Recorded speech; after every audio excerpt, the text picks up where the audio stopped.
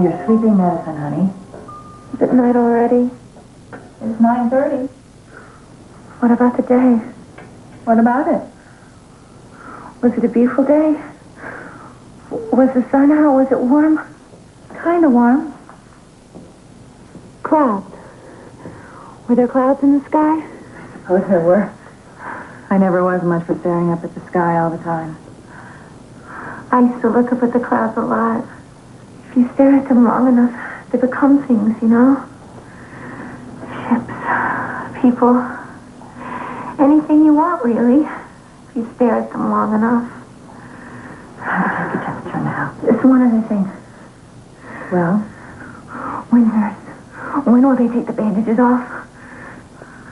How long? Until they decide it's safe for your face. I know. It's pretty bad, isn't it? I've seen worse. But it's pretty bad, isn't it?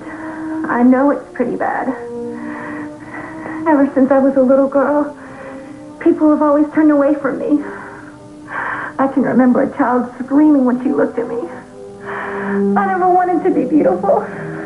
I just wanted people not to scream when they looked at me. When, nurse? When will they take the bandages off? Easy. Let me take your temperature.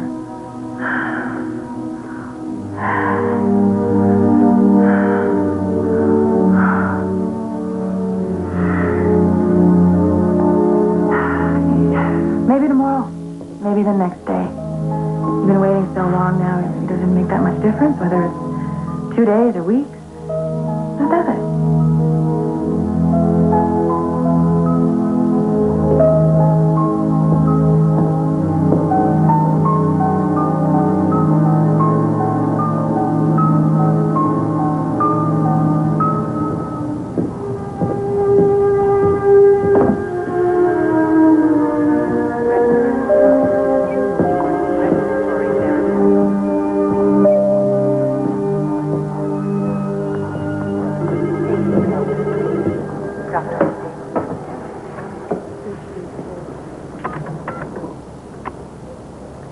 Dr. Bernardi, evening report on patient 307.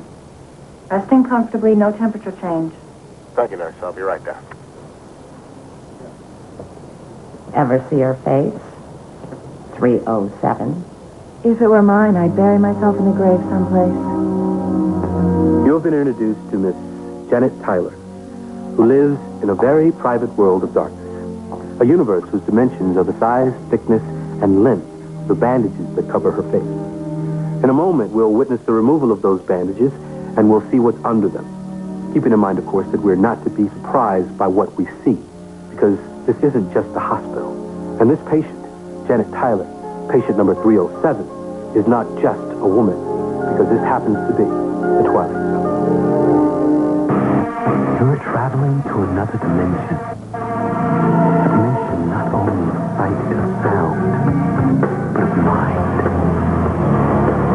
A journey into a wondrous land whose boundaries are only that of the imagination. You're entering the Twilight Zone.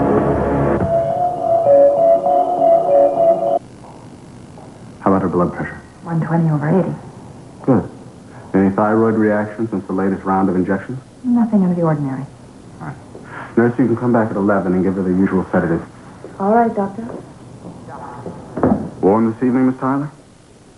I thought it was. Very warm. You can take my word for it.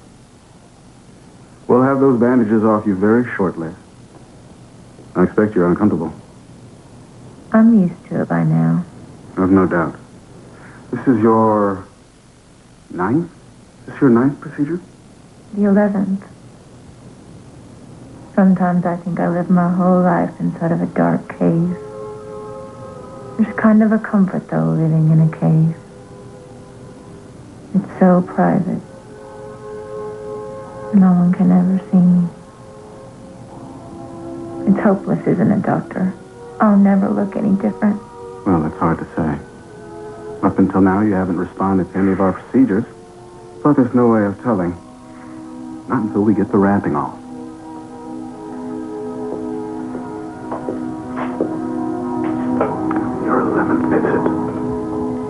No more after this, are there?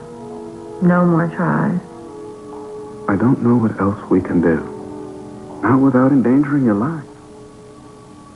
You very well may have responded to this last treatment. We just won't know for sure until I take those wraps off. But if I haven't responded, then what? There are alternatives. Like?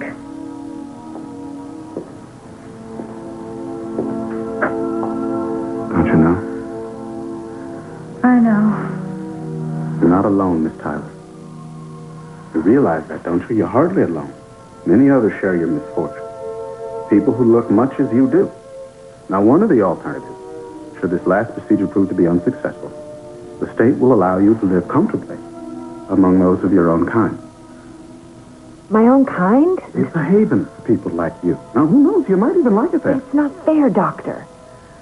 I don't want to live among freaks. I want to live among normal people. Look, Miss Tyler, we are not unsympathetic to your condition. Your presence here in this hospital attests to that. We're going to do everything we can for you, but you're going to have to be realistic. I could wear a mask. Or use this bandage. I wouldn't bother anyone. I'd just go my own way. I'd take a job, any job. Who are you people anyway? And what gives you the right to decide where I live and how I live? I'm just a doctor. Only the state can determine social policy. All we can do is follow the rules that they lay down for us. But it's not fair, Doctor. People who are different having to stay away from the people who are normal. Who decides what's normal? The state isn't God, Doctor. Miss Tyler, please. But the state is not God. It hasn't the right to punish people for an accident of birth. It hasn't the right to make ugliness a crime. Miss Tyler. Now, I've got to ask that you stop this kind of talk immediately. Do you understand me? Immediately.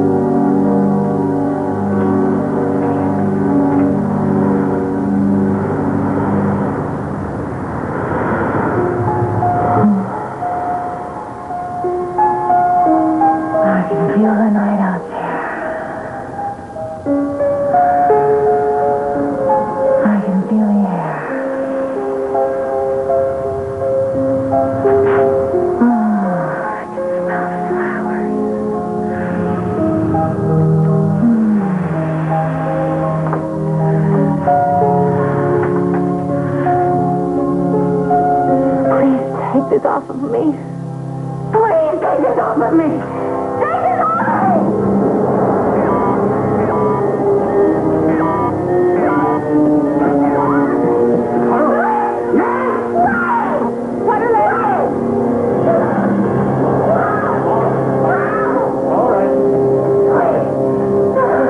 Doctor decided to remove the bandages in 307.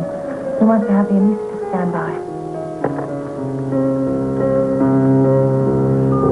Anesthesia, please. Wanted for 307. Yes. When she sees what she looks like, she may get violent.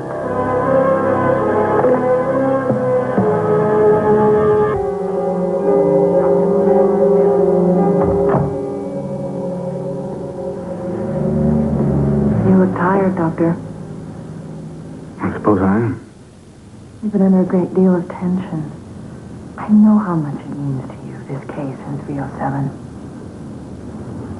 Well, you try and be impersonal about these things. You do everything medically possible, everything humanly possible. Then in the end, you cross your fingers and hope for a miracle. But you know, once in a while, a miracle does happen. Just often enough to let you know that you're not wrong or foolish to hope for one. But you're destroying yourself, getting so personally involved. I know. Don't you think I told myself that? I've seen that woman's real face. The face of her real self. It's a good face. It's a human face.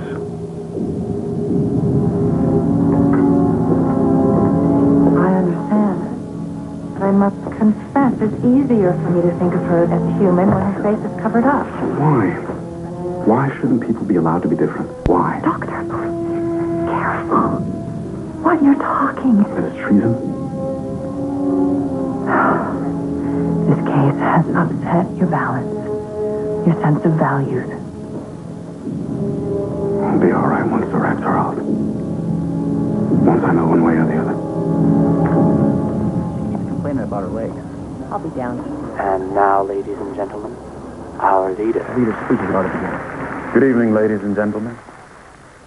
Tonight I shall talk to you about glorious conformity, about the delight and the ultimate pleasure of our unified society. You recall, of course, that directionless, unproductive, over-sentimentalized era in man's history when it was assumed that dissent was a natural and healthy adjunct to society. You recall that during this period of time, there was this strange, over-sentimentalized concept that it mattered not that people were different, that this world could exist in some sort of crazy patchwork glued together in a fragmented society. We know now that that was wrong. Now, as I unwrap, I want you to keep your eyes open. I want you to describe to me the different shading of light as you perceive it, as each layer of those bandages come off. All right. Now, if you make any movement, or if you start to get emotional on us in any way, I'm going to have the nurses hold you down and have the anesthetist put you under sedation. Is that understood? I promise. I won't.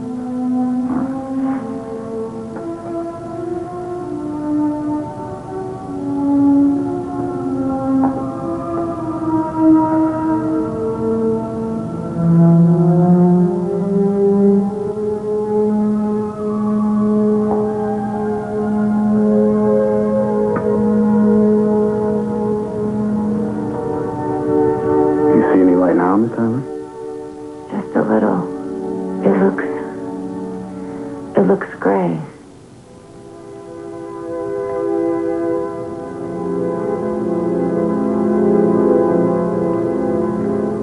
What now, Miss Tyler?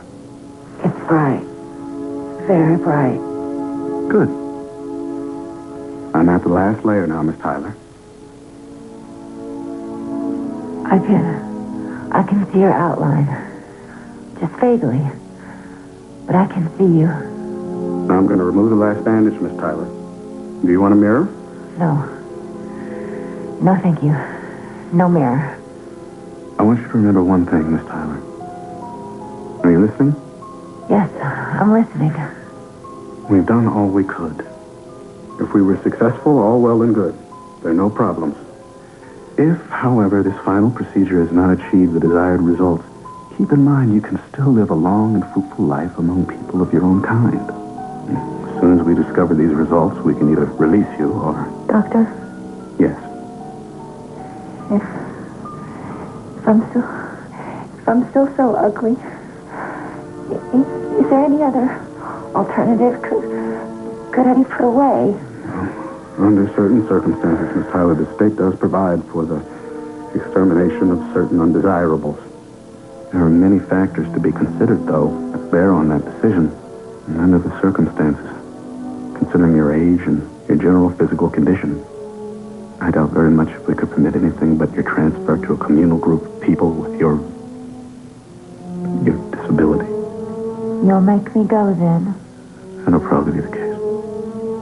All right, Miss Tyler, now, remain very quiet, please. And keep your eyes open.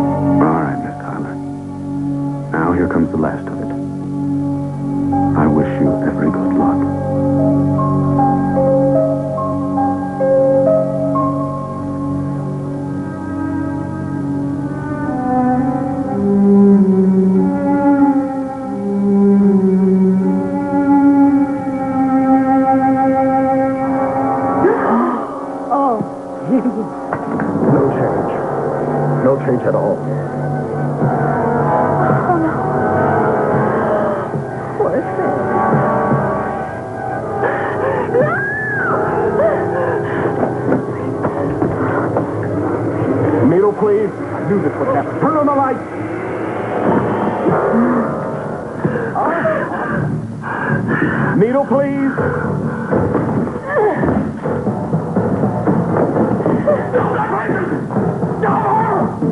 There must be a single purpose, a single norm, a single approach, a single philosophy of government. We must no longer permit the ugly to exist within our society. They must be removed. It is essential in this society that we not only have the norm, but that we conform differences. Conformity we must worship and hold. Conformity is our key. Don't be afraid, Miss Tyler. This is a representative of the group you're to live with. Oddly enough, you came right to it. Come on now. You won't hurt you. Janet, this is Mr. Smith. He's in charge of the village group you're to live with. You'll be able to live among your own kind. Miss Tyler? We have a lovely village and wonderful people. I think you'll like it where I'm going to take you. You'll be with your own kind, and after a little while, you'll be amazed at how little a while you feel a sense of great belonging. You feel a sense of being loved, and you will be loved. Miss Tyler.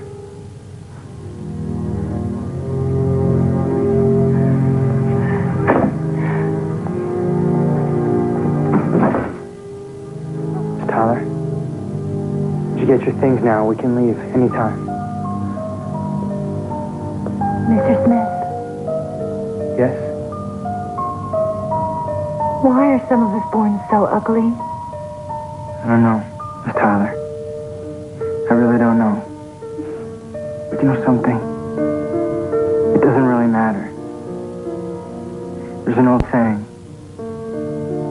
Very, very old saying. Beauty is in the eye of the beholder. When we leave here, when we go to the village, keep that in mind.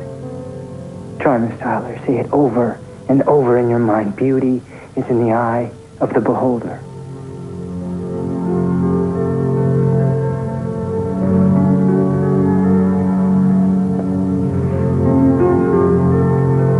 We'll get your things, and we'll leave.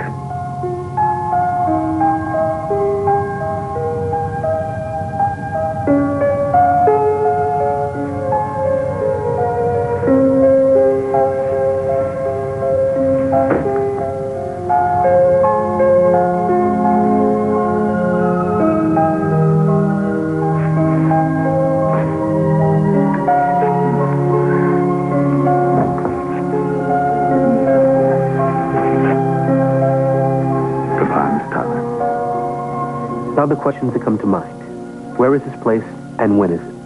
What kind of world is this where ugliness is the norm and beauty the deviation from that norm? You want an answer? The answer is, it doesn't make any difference. Because the old saying happens to be true. Beauty is in the eye of the beholder. And this year or 100 years hence, on this planet or wherever there is intelligent life, beauty is in the eye of the beholder. Lesson to be learned in the 12th.